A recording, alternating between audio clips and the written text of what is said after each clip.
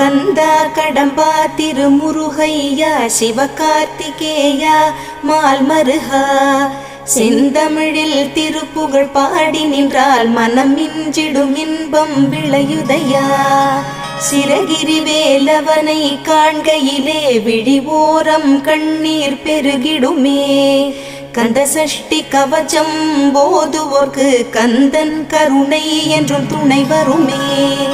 பங்குனி உத்திர நாளினிலே உனை நினைந்தே காவடி சுமந்து வந்தோம். புன்னகை புரியும் ஷண்முகனே உன் சன்னதி தேடி ஓடி வந்தோம். உன் பதம் பணிவது என் தவமே, என் மனதில் நிறைந்திடும் உன்முகமே.